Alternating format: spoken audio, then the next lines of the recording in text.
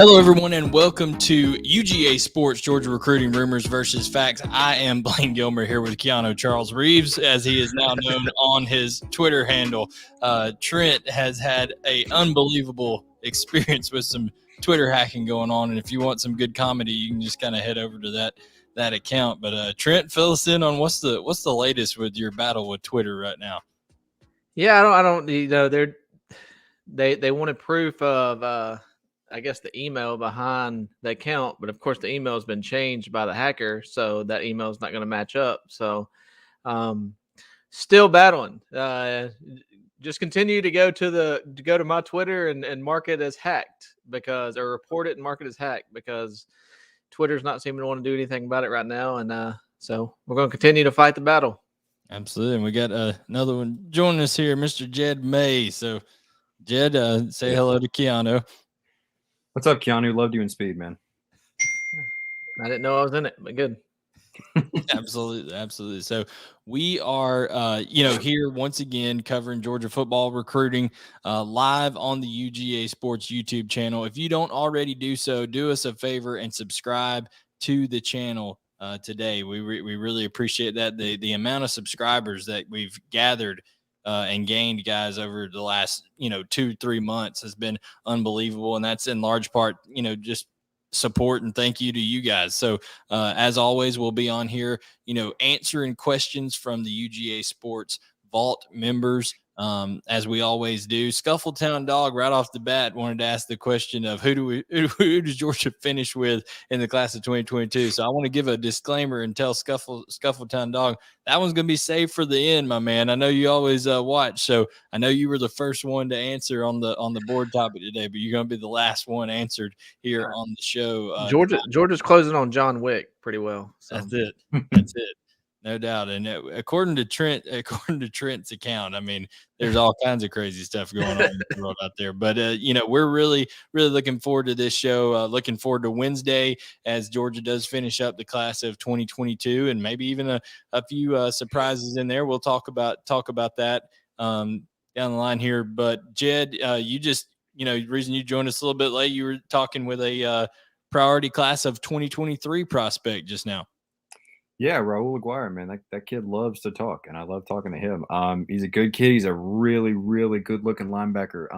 In the class of 2023, he plays at Whitewater High School, and he was telling me, spoiler alert for my story coming tomorrow, but he said while he was in Athens, Glenn Schumann had him and a couple other linebackers in a room saying, there was videos of Poy Walker playing different positions and Kobe Dean lining up all over the place. He's like, you want to know why these guys are getting drafted? Is because scouts come to us and say, they ask if they could play all over the place.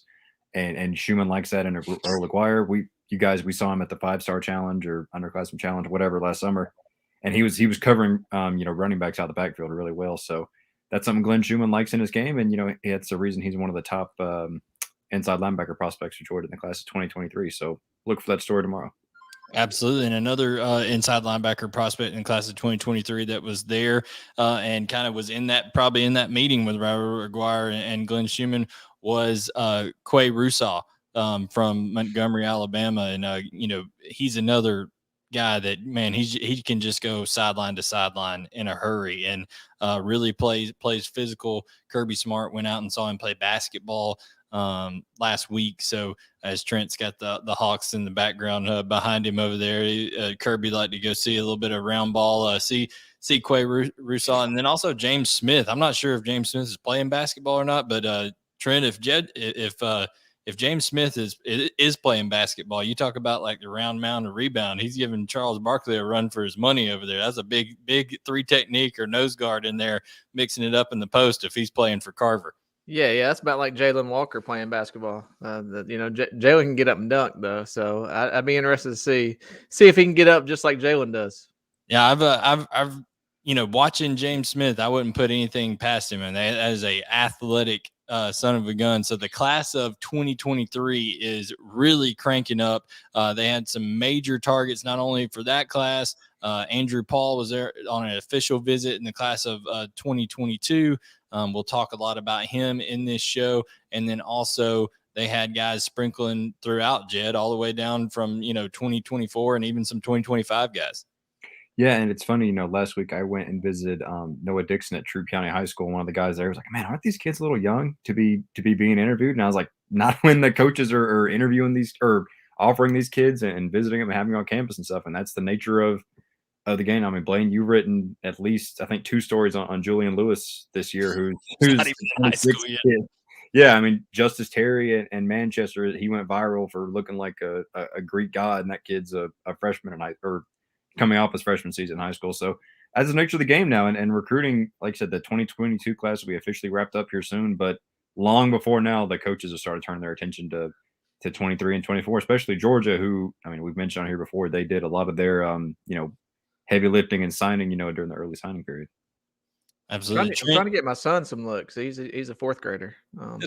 Anybody interview him? We know that he can take a elbow pretty good in basketball and just keep on going. I mean, that picture you send to the group with the knot over the eye, man, he's tough. He's in there amongst the trees playing basketball, so he's got the toughness factor for sure. But Trent, anything before we kind of get going into questions and start talking about some of these guys? Anything that's just kind of been sticking out lately in recruiting? Anything that you've kind of been tracking here before we get going?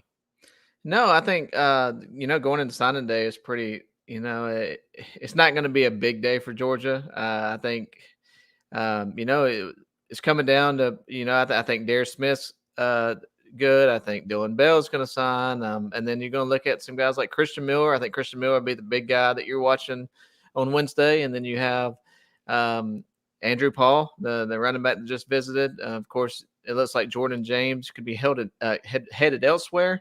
And Andrew Paul might fill in that spot, and then who else are we looking at? Mr. Linebacker from Fitzgerald. And, yeah, EJ Lightsey, and I put out an article today that another reason to be a member of the UGA Sports Vault. If you were on there, of the UGAsports.com, if you remember, we had a story on there today, what to expect on National Signing Day for the Georgia Bulldogs. So all that content is out there as well. But before we get into the questions, one guy that you have seen in person, Trent, and then Jed and I have both watched a lot of. Jed, you've actually seen him in person as well, Darius Smith. I want to talk a little bit about Darius Smith because I feel he's a 4-star prospect, but I feel he's one of the most underappreciated prospects and maybe with one of the higher upsides in this entire recruiting class for the University of Georgia. Yeah, I do think looking at his ranking after watching him play, I do think just from where he is right now as a player, I do think that's probably fairly accurate. Now, as far as upside in his body, in his frame, it's just Lorenzo Carter type player. He is he's very quick. He's got a quick get off. He can get to the passer. He's built physically enough to go up against the run at that outside linebacker position. I like what I saw. I do think he's very raw. He plays too high at times, but athleticism and his upside is just out of the building. I mean, I think whoever's coaching him, an outside linebacker, when he gets to Athens, I think they're going to have a field day with that kid because, like I said, it's just untapped potential. And he's going to be one to watch. Maybe probably not the first year, but down the line, he's definitely one to watch. I think he's going to be one of those guys that could, be one of those big sack guys that in the future. Jed, you when you saw him, I believe he was forcing some turnovers with that length that he had. I mean, that's a big factor in pass rush now. Having those long arms, being able to get around the tackles, and everybody's attacking that ball. And I think you even had a film of Darius being able to do that while you were there watching him. Yeah, I didn't come prepared with my tweets handy, so I take the blame for that. But yeah, he stripped Tift County's quarterback with about 4 minutes or so left that iced that game for Appleton County, basically. And I beat the drum for this kid. It seems like every week we're on the show when someone asks about a 2022 class. But I'm telling you, it's like Trent said, when he gets in Athens and he, has a summer and a fall and next spring to really grow and develop and be coached by whoever this outside linebackers coaches, he could be just an absolute freak. And another thing that, we haven't talked about a whole lot, but Kirby likes those guys. I remember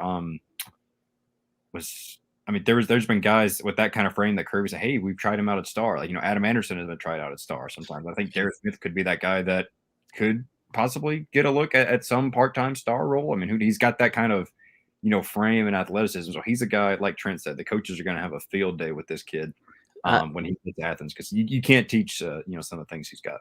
And I believe he said that when I asked him after the game that what he measured at was 6'6.5".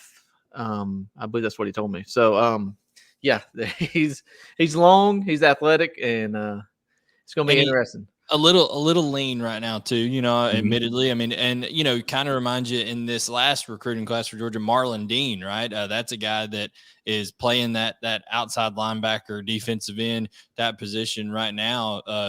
Trent, that I know they would like to put a little bit more weight on and see that out of him. But athletic guys that have high ceilings, I think Derek Smith is right there in that same breath. Kind of in that same mold with some of those guys that they've had in the past that come in a little bit lean, but hey, you know what? Then they get to eat all they want to eat, and then get on the nutrition plan and stuff like that. And it's amazing what happens to guys' bodies between the age of 18 and 21 there. When they stay at a Power 5 program.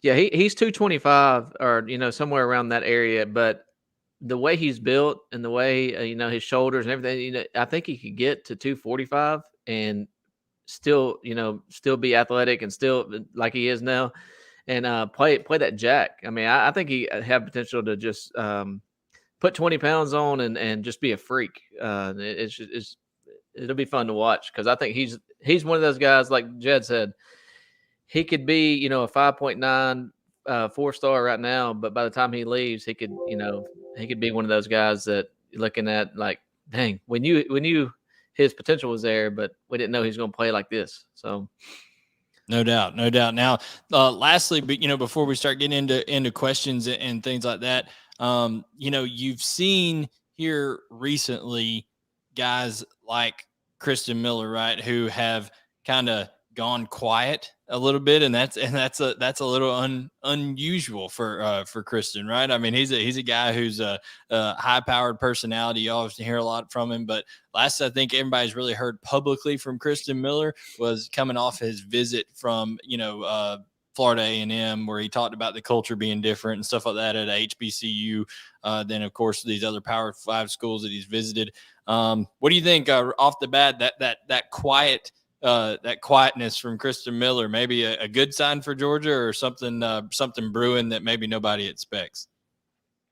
Me personally, I think it's I think he's trying to, I guess, he's announcing on signing day, all kids want their moment. And I think he's going to, allow himself, go quiet, not give anything away of what he's, I guess, planning on doing, and come in and announce his decision on Wednesday. But I still like Georgia's chances as of today.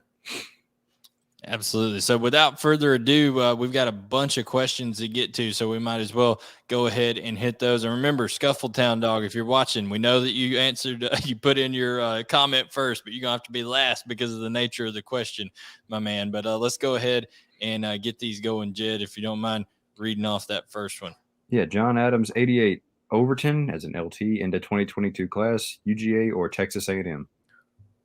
We can all kind of go round table here and say what we've heard. Admittedly, I had heard during the early signing period, I had two sources reach out to me and say, hey, Georgia may not be done yet. And this was the second day where there one more day remaining, I believe, in the early signing period. They said LT Overton could be reclassifying, and this could be, going down rather quickly. So I put that out there. It was a reputable source.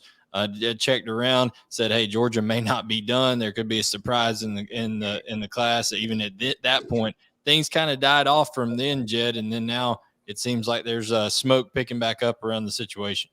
Yeah, we've been going this scenario has been going around Blaine, like you said, for at least a couple months now, and it came up again the other day. And I checked with a couple of my sources over at Milton, and they said basically, that's been the rumor, but we haven't heard that from LT. We haven't heard it. I think that my source says from his mother. So, there's plenty of smoke out there. We'll see. Admittedly, I don't know exactly how all this, and y'all would know better than I would how it would go down with signing on Wednesday, and how quickly you have to reclassify and all that kind of stuff. But at the moment, he's still in the 2023 class. What I've heard is it's nothing is imminent or anything. So we'll see. Trent, when it comes to reclassifying, I know the whole deal that went down with Tony Grimes. When he was coming out, it was down to kind of Georgia, North Carolina, stuff like that. But that happened real quickly. Like I'm talking about in a matter of, it seemed like 24 hours. It was just all of a sudden, boom, it was out. It could have been happening, and then it was there. How quickly? I mean, I don't know if we have a frame of reference on many other people who've done it, but this could happen very quickly if he does decide to pull the trigger, is what I'm guessing. Yeah, I'm guessing he has the credits to go ahead and do it. So, I mean, if he does indeed have the credits and everything's lined up and he's been cleared by the clearinghouse and all that stuff, then this could happen overnight. But this is also a thing that that might not happen on Wednesday. So I think fans need to prepare themselves that this rumor or whatever it is, the smoke that's going around, it could go into the spring. This is not he doesn't have to sign Wednesday if he does reclassify. This could go into even May, June, and all the way up to the time where he could enroll at Georgia, and he could go up then. So I don't I don't know when it's going to happen. I haven't heard if it's going to happen or when it's going to happen, but it's not a thing that has to happen Wednesday. Yeah, I mean, like I said, I think when Tony Grimes did his, it was like going into fall camp for North Carolina. It was in August almost. I mean, it was late, so that could happen very quickly if it does indeed and turn out to be the case. Now, it can be debated whether or not it should happen, or who would it benefit the most and things like that. I think the question behind it was Georgia or Texas A&M. I would personally say that Georgia would be a favorite if that were to occur. I just think being an in-state guy coming out early, things like that, I think Georgia would be a favorite over Texas A&M. But there's some strong persuasion, of course, going out in oil country these days. So who knows how all that could go down. John Adams 88 has a follow-up question. Is this the best recruiting staff ever assembled in 2022? No, he's not talking about UGASports. He's talking about the Georgia coaching staff. I'm a little biased on the UGASports deal right there, but no, Trent, when it comes to bringing Brian McClendon back in, you've got Muschamp doing his thing, Glenn Schumann with the track record that he's able to have built up during his time at Georgia. Trey Scott has really come into his own. Can you think of a better time, while you've been covering Georgia football recruiting, where there's been a top to bottom better recruiting staff? No, but it all starts with Kirby Smart, and as long as Kirby Smart's in town, I think you're going to have an elite recruiting staff, no matter who's on staff. But as far as this staff, with its ties to the state and with its ties to the Southeast, there probably hasn't been a overall staff because Hankton has its ties, but it was a lot of Louisiana, and that there's some ties. But I think as far as ties to the state and ties to even going down into Florida, I think this is probably the best staff they've had now from a recruiting standpoint. But a lot of that, we'll see, because with the nil going on now. But just as far as overall recruiters, I would say Georgia's pretty wealthy on recruiters right now. No doubt. And I think like you made a good point. It is different in different areas, right? Like I think the Georgia's strength inside the state, and that's a good thing, because I think the high school strength across the board in the state of Georgia, I think there's more prospects coming out of Georgia now than ever before, but I don't think they're as deadly right now in South Florida as maybe they were when James Coley was on staff, because James Coley just had been around there forever and had all those kind of connections and things like that. So it's a give and take in certain areas. I mean, Jed, but one thing that a lot of players, prospects are repeating to me, and kind of when I say what sticks out to you, they're saying, man, all these guys played at Georgia, and they have this like love for the University of Georgia because they were Georgia Bulldogs themselves. Are you getting a lot of that in your interviews as well? Yeah, I mean, you look at just let's look at the defensive coaching staff. Kirby Smart, SEC safety. Jamil Adai, SEC safety. Or excuse me, Will Muschamp, SEC safety. You know, those guys, there's so much experience all over the place. And you talk to these guys, hey, how much does that mean? It's like they know how to play the position. They know how to put you in the best positions to succeed. They know, the struggles of being a student athlete. So that matters a ton to these guys. And then you look at, just some of the, I mean, Dell McGee is a Now little, Mike Boba is there who like played Bobo, yeah. I quarterback. mean, he's not even, and the thing is, it goes so far down the staff. I mean, Tamarian Parker from Alabama has a really strong relationship with Robert Muschamp. Way down on the list of analysts or whatever his official title is. So every person on this staff, whether you're quality control, defensive coordinator, whatever, they bring something to the table in recruiting, and that's it's paying off with the great classes they brought in to Kirby Smart.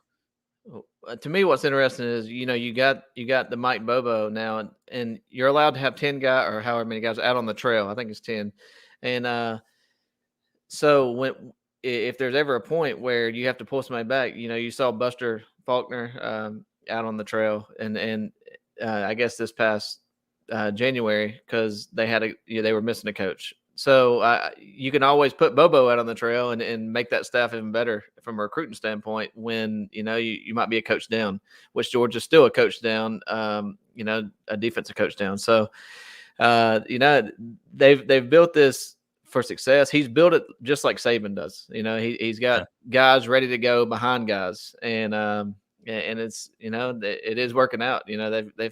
They've been in situations where they've been guys down and other guys have stepped up and filled those voids, and Georgia hasn't missed a beat, and that's the way it's going to remain with Kirby at the top.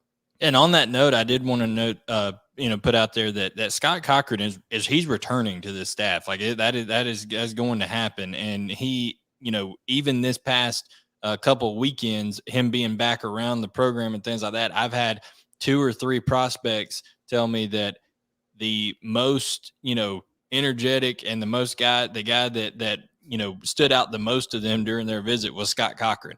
And, he's got those deep connections to a lot of those guys in the state of Alabama.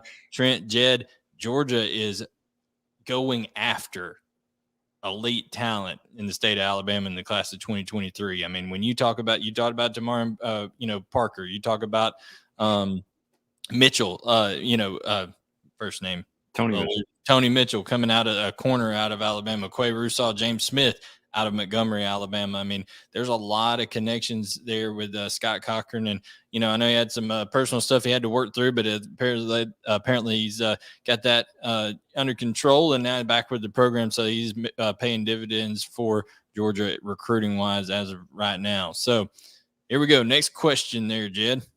From Jay Doggy, biggest concern for the 2022 season along the defensive front, interior defensive line replacements, winning at the line of scrimmage, or exterior pass rush from our defensive ends and outside linebackers? Well, I think that, exterior pass rush kind of got shored up a little bit there, Trent, when immediately when Nolan Smith and Robert Beal decided to come back. Robert Beal led the team in sacks, I believe, over there this year, 8.5 sacks. So, that's a big, I guess not addition, but a lack of attrition, right? When you got those two coming back. So I think it would be more along, how do those guys in the middle develop when you're talking about does Zion Logue take the next step, to be a more Devontae Wyatt type player at a 3 technique, things like that. Jalen Carter being a more, every rep type guy now when he comes in there, but that's just me. Yeah, and I think you got guys up front, and the one spot that I'm looking at that's a kind of a concern is the more of the 5 tech defensive end, that Herring played, that Trayvon Walker played. I think Georgia's a little thin at that spot, and it'd be interesting to see who kind of stands up, because I think Georgia has some good guys up front: Stackhouse, Warren Brinson, Logue, like you mentioned, and then of course you got Jalen Carter, and then you got Ingram Dawkins and those guys coming in. So I think Georgia has a ton of depth in the middle. I think it's I'm looking more at that defensive end, because Georgia's in a lot of nickel. They don't have to necessarily use a nose tackle a ton, just the way they use. Jalen Carter will be at that spot a good amount, but especially when they're in nickel. So I'm looking at who's going to step up next to Jalen Carter, especially in the nickel, to kind of get some push there on the interior defense line, because I think Georgia's going to, with Smith and Robert Beal coming back, I think the edge with the guys coming back, I think that will be shored up. I'm looking at that, that more of the interior. Does anybody remember? I can't remember off the top of my head what Michael Williams weighed in at the All American. I think he was upwards of 258 pounds. I mean, I think he was close to that 260 range. He's a guy that he's so versatile with his athleticism. Trent, could he end up filling that type of role, going on playing some 5 and playing some outside edge as well? I do think so, but he's a guy that you really want rushing the passer. I'm not sure you want him on the interior, especially in the nickel. Well, I'm not saying interior, but I'm talking about like outside. If he's a 5 technique, yeah, he's more of a edge controller on the run. He's more of an edge, but there's a lot of times when Trayvon Walker slid in on the nickel and played the inside. I don't necessarily see that with Michael just yet. I think he would still be on the edge and the nickel, but he is a guy that can, I think, can play 5 tech and be very successful at it. I just don't see him sliding in on the nickel just yet. Absolutely. So here we go. We've got NC-UGA. As of today, how many players are on scholarship? Jed, I think the last time I'd heard this number, they were around 91 was the number they were at, but there's been so much attrition going in and out. I don't think it matters if I'm correct at this point right now, because Trent, as long as you've got guys like Robert Beal and even Nolan Smith and Stetson Bennett and all these guys who have that COVID year under their belt, you can be over the number as long as there's still guys from that COVID year. So teams are going to be allowed to be over the number for another year or so, is my understanding. Yeah, I haven't really looked into the rules, but I think Georgia was somewhere around the 90 mark. And I think that'll get, it's going to get closer down to 85, but you're also looking at guys that are like Dan Jackson, still not on scholarship. I talked to his dad the other day, and he's hoping that he's on scholarship, next year, but that's without those guys. And then, how many does Georgia add on Wednesday? We'll take into account to that scholarship number as well. But Kirby's always going to make the numbers work, so that is not a big deal, But whether you think the numbers are going to work or not, we don't know. We don't know. Some people may come there and they've technically signed, but they're not actually on scholarship until maybe even a year afterwards. So those numbers, work out quite mysteriously. But like you said, Kirby Smart does have a way of massaging those numbers for sure, making sure that it works out for the University of Georgia. There's who knows, there's blue shirts involved in this kind of stuff. We'll see how it all ends up and shakes out. But Georgia still has some time, and I think there's going to be some more, Jed, I think there'll be some more attrition after the spring for sure. So it may be still yet another month or so, but Georgia's there's going to be some more guys leave the program. Definitely, and more guys will come in to replace those guys, and there's the +7 thing with guys. There's so many. It's like Trent said, there's so much fluidity with the COVID years and the transfers and all that kind of stuff going on now.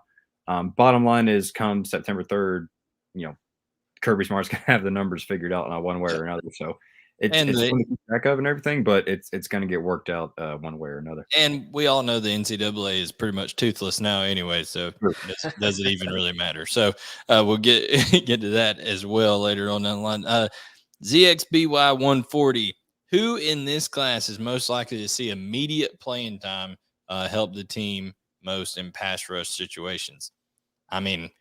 In my opinion, I think Marvin Jones and Michael Williams both have a real chance to play early. Yeah, I think those two, and I think Bear Alexander has a chance to come in and play early. Just looking at, as far as what you're losing and guys that are there, I think Bear has a chance. But the first two you mentioned, Michael and Marvin, they definitely have a chance to come in just because of lack of depth at that position. You saw like Chaz Chambliss came in and had a lot of playing time this year as a freshman just because it was. Yes, he had a good year. He's very good, but there's a lot of there was depth concerns at that outside linebacker position, and he came in and filled that void nicely. So I think you're going to see those two come in and contribute early. And Jed, I know you've seen, and not necessarily in the pass rush situations, but playing early. I know you've seen a lot of Malachi Starks, and Malachi Starks is as athletic as anybody, I believe, overall in the class, maybe other than Travis Hunter in the class of 2022. That young man is going to be hard to keep off the field, in my opinion. And right, and he's so versatile. And I'm interested to see whether and obviously all these guys cross train, so it really doesn't matter. But whether they try him out more at a star or at safety, when spring practice comes, because I think he has the ability to play both. It just could come down to a thing. It's kind of like you mentioned with Robert Beal and Nolan Smith. Safety is short up a little bit with Chris Smith saying he's coming back, so that might lead to him playing more star. But either way, he's a guy that he's so athletic, he's so skilled. That he's going to make a push for playing time in the secondary, especially maybe at star or at safety, either one, or maybe both. So, or definitely maybe even on special teams as well. Yeah, I agree. I think he's going to be a guy that really steps up. What we got, Jed? From Elko Dog, player comparison to Andrew Paul. So Andrew Paul, the running back from Dallas, Texas, Parish Episcopal School, finished with the last 3 games of his high school career, over 1,100 yards and 16 touchdowns in 3 games in 6A, the highest classification in Texas. That's legendary type stuff right there. Really, I got to thinking about this. One guy that he's probably an inch, maybe 2 inches shorter than, but same in my opinion, body type and running style. How they carry themselves. He reminds me a lot of Kendall Milton coming out of high school. And that's high praise because Kendall Milton was a 5-star. I know Andrew Paul ranked right now as a 3-star by Rivals, but I feel like he's a young man with a lot of upside. He's got a kind of a little bit of a thicker type frame, but he's got really high knee lift coming out of those cuts. And really, when he kicks it into a gear in the open field, he's quite impressive. I mean, is there anybody that sticks out to you guys about who Andrew Paul may remind you of how he plays? I mean, not I haven't really, I've watched his film but I haven't really dove deep in his film. But I'm not sure he has the overall top end speed of Milton, but I do see a lot of similarities coming. To what you're talking about, the high knees, the cuts, and the stuff like that. There's a lot of similarities in that game, and I just think he's another. I think Georgia would have liked to have another guy more like James Cook in this class, but you can't pass up on a guy like Paul this late, and the way he exploded in the playoffs and the way he's kind of lit up the recruiting boards. And there was a lot of guys a lot of teams, I say, that came after him late. And if Georgia's able to secure that signature on Wednesday, that'd be a big get. Yeah, Notre Dame, Michigan, Clemson all came after him here late to try to get Andrew Paul. And I mean, obviously he hasn't signed anywhere, so they still could yet. Missouri also was in there, and people laugh a lot of time with Missouri and stuff like that. But when you look at the running back history there at Missouri, that they got a lot to offer. Roundtree and then Tyler Beatty this last year. I mean, they feature the running back, so that's a strong recruitment there as well. Of course, Colorado was someone, and Georgia's already broke Colorado's hearts in this recruiting class alone, taking CJ Madden from Cedar Grove. He was a Colorado commit, and as soon as Georgia showed the interest, he decided to promptly decommit, and now is signed with the Georgia Bulldogs. So yeah, I think Andrew Paul, like I said, just certain things about his game. When I watch him, he reminds me of the same similar running style as Kendall Milton. Like you said, I think Kendall Milton had some more of those 5-star-esque traits, but very similar type runners in my opinion, how they go about things. Jed, here's our next one on old BMAC there. From Riser, how, if at all, does Brian McClendon's return help close out 2022? Was he able to be in Athens for any of the visits with 2023 guys over the weekend? Yeah, I don't know. Trent, you may know, better than I would if he was in town or not yet. I know that he's very obviously comfortable with the Athens area. Has been there for a long time in different stints and things. But BMAC, I think I don't know that it'll help much in the class of 2022, but I think it's already making big impacts in the class of 2023. Yeah, I don't think he was there. He was definitely wasn't there Saturday because I'm pretty sure that he landed a commitment for Miami on Saturday morning. So yeah, a lot of stuff Holding changed true to his quickly. commitments to the last segment. Yeah, so he landed a 23 wide receiver Saturday morning at Miami, and then he's a new wide receiver coach at Georgia on Sunday. So I don't think he was there over the weekend, but and I don't think he'll have a huge impact in this class. But I do think he a lot of those South Florida guys became familiar with him over the past month or so since he's been at Miami, and I do think he'll play a big impact, with the 23 class, but I don't see much in the 22 class. Yeah, I mean, Brandon Ennis already, Mm-hmm. the mind blowed emoji, saying, "Wait, but Brian McClendon, BMAC went to Georgia, and that's the number one receiver in the country right there. That Georgia's been, Dale McGee and Todd Hartley, those guys have been recruiting him since he was an 8th grader. When he was a teammate of Kenny McIntosh at University High School down there in Fort Lauderdale. Now he's at American Heritage. So of course, McClendon had already kind of got inroads there. So there's definitely some major developments. Miami has 2 commits in the 23 class, and they're both wide receivers. So so there must be down to 0 commits. Andy Jean and Lamar Seymour. But yeah, those are both, and they're both from Miami. So McClendon was already doing work down there, and I see that. I don't see that changing now that he's at Georgia. Yeah, Jed, Raymond Cottrell was for sure excited about it when I spoke to him, and I know you'd seen some stuff from Santana Fleming and some other guys so far.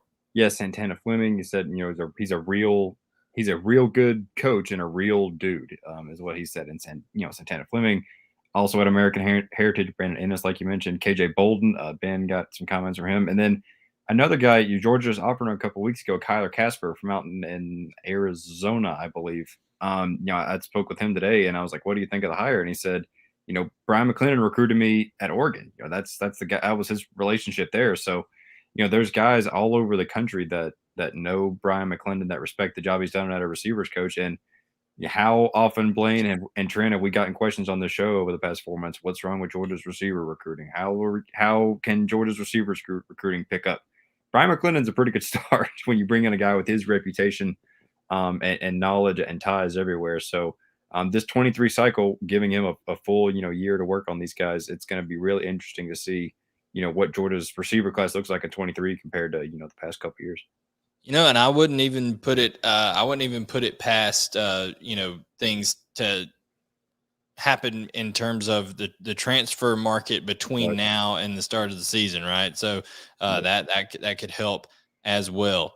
So in terms of, let's see, who we got next? We got Fieldsy 0624. He says, similar to JD 99 and Jordan Davis, development and impact, which 2022 commit 3-star under, which Jordan Davis was actually a 4-star, will be a fan. Will we as a fan base be singing the praises of a year or two from now? So basically, even though Jordan Davis was ultimately listed to rise by a 4-star, he was a more under recruited guy to kind of start off with and to go through a majority of his recruitment. Who do you guys think? And I know we've kind of touched on this in the past. Who do you think is a unheralded prospect that'll end up being more of a fan favorite type when it comes to this class of 2022 down the line?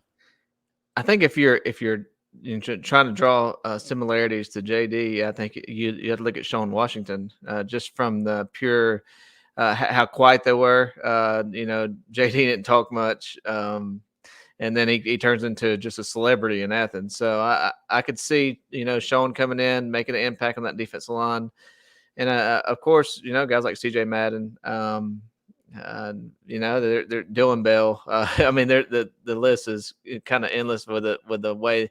I guess you could list Gunnar Stockton in that category now since he dropped like a rocket in the rankings. So A he didn't rocket that lost its engine, right? I mean, he didn't quite drop the 3-star, but 5.8 4 star. So yeah. Now, when you were speaking of Sean Washington, when you were talking about people, I was a little bit hesitant to, say it, but people that could play a head up 4 or a 5 technique in a nickel when it comes to a run, when they need a run stopper there and things like that.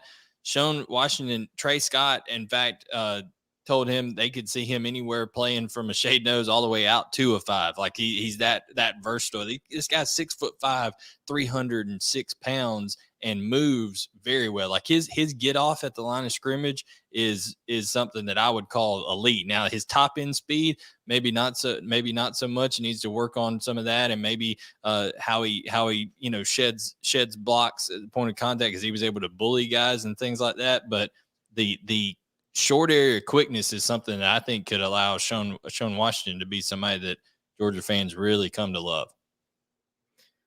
Yeah, I think another player is Cole Spear. I mean, just what he's done with Lad McConkey and the way he's developed him into, I guess he would be a fan favorite. I mean, he was Georgia's second leading wide receiver behind Brock. Interceptions, yeah. Interceptions. So, he could come in and be one of those fan favorites as well. So, anybody that helps lead Georgia to national championships going to be a fan favorite. And except Stetson Bennett. Except Stetson Bennett. Yeah, he's a half hated. So Jed, anybody else that sticks out to you? Maybe a guy that has not necessarily talked about the most, but you think could end up paying huge dividends for Georgia down the line. Can I say Darius Smith again? Yeah, feel free, man. I agree. I think Darius Smith is somebody that can't get enough praise. Offensively, though, but I like Trent said, I think Dylan Bell, especially, Blaine. I know you've sang the praises of Dylan Bell on here several times. I think he's the guy that once he has some time in Athens, kind of grow and get a little bigger and fill out a little bit. I think he could be a guy that really turns into a productive weapon for the Bulldogs on offense. Looking forward. Yeah, I absolutely agree. Now, both of those guys that you just last mentioned, Jed, kind of lead into this. Scuffletown Dog, I promised you at the beginning you would kind of be one of the last ones here. We still have a couple more after this, but who do you think that we, University of Georgia, close with in the class of 2022? Thanks. And Scuffletown, we appreciate your question once again, as always. I think the commits, when you talk about the commits that are out there right now, that are left to sign, and then you had Darius Smith, you had Dylan Bell, and Jordan Bryant James. I think we all expect Jordan Bryant James to probably sign the Oregon Ducks, go elsewhere at the very least. So Darius Smith and Dylan Bell, expect them to both have publicly reaffirmed their commitments and said they're planning on signing. In fact, I'd even heard from sources that Darius Smith had gotten the green light to sign very late in the early signing period, but he elected himself to just wait and sign with his teammates and things along that nature. And then Trent, when it comes to the non-committed guys, the other remaining targets, you got the ones that are possible out there: Kristen Miller, Shamar Stewart, EJ Lightsey, Andrew Paul. I think all of those, what Georgia would have to feel pretty good about, except Shamar Stewart in that case. Yeah, I think they'll finish with looking at today, I think they'll finish with Christian Miller, Lightsey, and Andrew Paul. I think those are the three. I haven't felt good about Shamar Stewart even when I was down in Orlando. I heard a lot of Miami talk. I heard a lot of Texas A&M talk, and still, as of today, those are the two teams that are really standing out right there. Yeah, I agree. I mean, Jed, it just seems that Texas A&M is really finding their stride right now in recruiting. So, and how this new NIL environment and things like that. So it appears to be an Aggie and Hurricane battle down for Shamar Stewart down the line here. Finding their stride right to the bank. But yeah, it seems like it's been A&M and Miami for Shamar for a while. I mean, Georgia has tried. They've been a factor in this recruitment, but just they haven't gotten over the top with those guys. But yeah, I mean, the other guys, Kristen Miller, we've talked about, right? Their relationships with Trey Scott, Michael Williams, all those guys. Feel like they went out there. EJ Lightsey went on the official last weekend, and feels like Georgia's going to win out there. And Andrew Paul. Andrew Paul is the one I guess I'm least sure about, just because his recruitment has blown up so much in these schools like Michigan and Clemson are trying to get into. But I think when you have a school that has the tradition of Georgia at running back, you get the kid on campus for an official visit, and you implore to him, hey, we're not trying to take you as a luxury. We need you because we want to add 2 running backs in this class, and George James going elsewhere. I think Georgia wins out there. He's the one I'm least sure about. But yeah, like Trent said, I think Georgia closes on signing day with commitments from those 3 guys, and then officially signing Darius Smith and Dylan Bell as well. And you can't ignore the fact that there's been speculation that Georgia could lose one of the running backs that's on the roster right now after the spring goes on. That's the nature of the transfer portal and things this summer.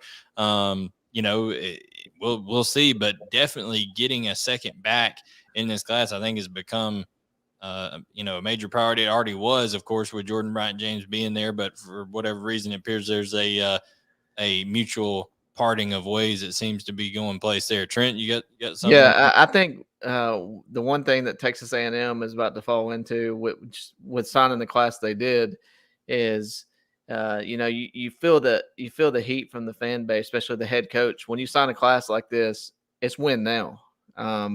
Georgia knows all about that. Yeah, it's not 8-4, it's not 9-3, it's win now, and the pressure just went sky high on Jimbo Fisher. While it's been, you go 10-2 or you go whatever, and you finish in the top 10, finish in the top 12. Yeah, it's a good year.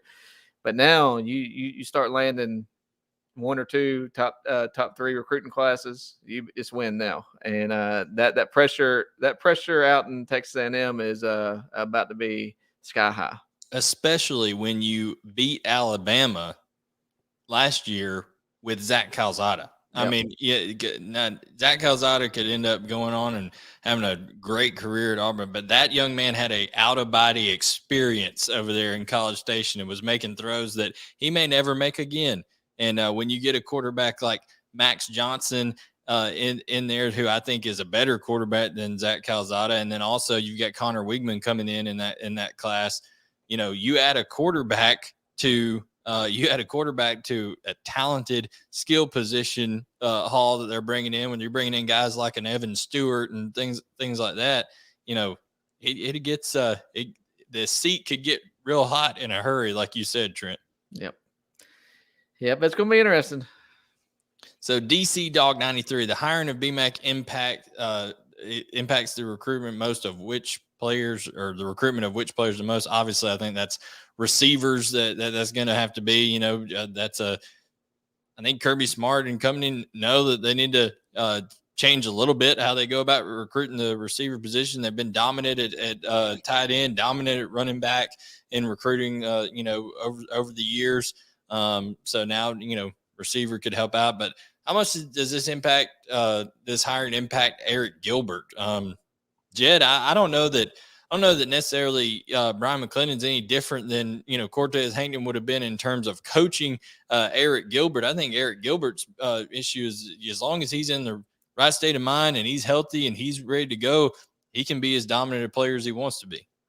Yeah, and none of us have heard anything, to suggest that Eric Gilbert's absence from the team last season was related to, dissatisfaction with the coaching staff or anything like that. I mean, maybe if you look at it from the angle of, Brian McClendon is obviously a Georgia guy through and through, like Kirby Smart, that could help Eric decide not to leave. I don't know. I mean, like you said, I don't know that it affects Eric too much, but having another guy that bleeds red and black on the staff certainly going to help. Isn't going to hurt, or I should say, with any of these guys that might be considering leaving or anything like that. Yeah, I think if Gilbert plays anywhere, especially next year, he's going to be at the University of Georgia, and if he's playing at the University of Georgia, I think he's a guy that fills in Jermaine Burton's spot across from A.D. Mitchell, and Georgia never misses a beat. He is, he's a dynamic pass catcher. Everybody's seen that. Saw that at LSU. I don't know what this last year has done to him as far as weight wise. I don't know what it's done to him. Has it? Yeah, I don't know. I don't know. There's a lot of uncertainties with Gilbert. I think you'll see in the spring, if Gilbert's able to go in the spring, I think you'll see more how he's going to be used. I could, depending on his weight, he could be playing wide receiver. He could be playing like a Brock Bowers position where he slid out in the slot. You don't know how he's going to be used, but I would love to see him used. You put him on the field with A.D. Mitchell and Brock Bowers, and it's just a matchup nightmare. Yeah, I'm right there along with you guys. If in fact Eric Gilbert is where he needs to be mentally, physically, my opinion is if he plays, he will be dominant in the fall because he's that big. There's a reason Georgia went after Eric Gilbert, right? Because he's one of the better high school prospects I've ever seen play. I mean, just a like freak's not even the word. How he was able to things he's able to do, and now you add that kind of route runner, the physicality that he can bring, things like that on the perimeter, just the sheer size alone, that matchup. It was the same thing almost, it's the closest thing Georgia could bring back to a George Pickens type body, in a short time span, Trent. Yeah, and I just keep looking if Georgia's able to hold on.